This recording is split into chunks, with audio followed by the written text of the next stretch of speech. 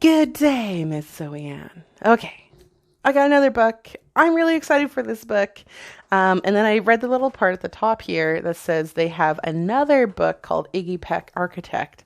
And I think I'm going to go to the library today and try to find it. This one's called Rosie Revere Engineer by Andrea Beaty, illustrated by David Roberts. Okay, I'm pretty excited for this book. Are you ready? Set. Go. This is the story of Rosie Revere, who dreamed of becoming a great engineer. In Lila Greer's class at Blue River Creek, young Rosie sat shyly, not daring to speak. But when no one saw her, she peeked in the trash for treasures to add to her engineer's stash. And late at night, Rosie rolled up her sleeves and built in her hideaway under the eaves. She sounds like me, alone in her attic, the moon high above. Dear Rosie made gadgets and gizmos she loved. That sounds more like your cousins Brandon and Brett. And when she grew sleepy, she hid her machines far under the bed where they'd never be seen. When Rosie was young, she had not been so shy. She worked with her hair swooped over one eye and made fine inventions for uncles and aunts, a hot dog dispenser and helium pants. The uncle she loved most was zookeeper Fred. She made him a hat to keep snakes off his head from parts of a fan and some shredded cheese spray, which everyone knows keeps the pythons away. Something I didn't know. And when it was finished, young Rosie was proud, but Fred slapped his knee and he chuckled out loud. He laughed till he wheezed and his eyes filled with tears, all to the horror of Rosie Revere. She's not a horror. Horror.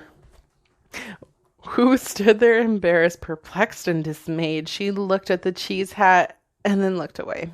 I love it, Fred hooted. Oh, truly I do. But Rosie Revere knew that could not be true. She stuck the cheese hat on the back of her shelf, and after that day, she kept her dreams to herself. And that's how it went until one autumn day, her oldest relation showed up for a stay. Her great-great-aunt Rose, who was a true dynamo, who'd worked building airplanes a long time ago. She told Rosie tales of things she had done and goals she had checked off her list one by one. She gave a sad smile as she looked to the sky. The only thrill left on my list is to fly. The only thrill left... But time never lingers as long as it seems. I'll chalk that one up to an old lady's dreams. That night, as Rosie lay wide-eyed in bed, a daring idea crept into her head. Could she build a gizmo to help her aunt fly? She looked at the cheese hat and said, no, not I. But questions are tricky and some hold on tight, and this one kept Rosie awake through the night. So when dawn approached and red streaks lit the sky, young Rosie knew just how to make her aunt fly. She worked and worked till the day was half gone, then hauled her cheese copter. What is up with the cheese? Onto the lawn to give her invention a test, just to see the ridiculous flop it might turn out to be. Strapped into the cockpit, she flipped on the switch. The helio cheese copter spurted and twitched. It floated a moment and whirled round and round, then froze for a heartbeat and then crashed to the ground. Then Rosie heard laughter and turned to see the old woman laughing and slapping her knee. She laughed till she wheezed and her eyes filled with tears, all to the horror of Rosie Revere, who thought, oh no, never, not ever again will I try to build something to sputter or spin or build with a lever or a switch or a gear, and never will I be a great engineer. Poor Rosie. Oh my God. She has great inventions. She turned round to leave, and then Great-Great-Aunt Rose grabbed hold of young Rosie and pulled her close and hugged her and kissed her and started to cry. You did it! Hooray! It's the perfect first try. This great flop is over. It's time for the next. Young Rosie was baffled, embarrassed, perplexed. I failed, said dear Rosie.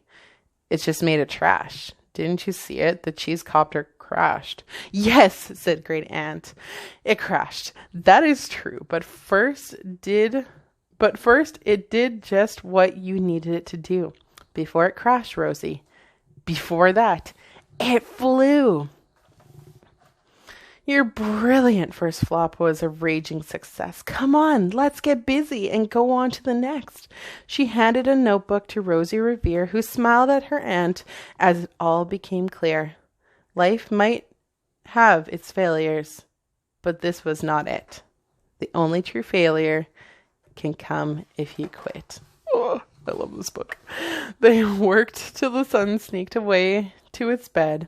Aunt Rose tied her headscarf around Rosie's head and sent her to sleep with a smile ear to ear, to dream the bold dreams of a great engineer.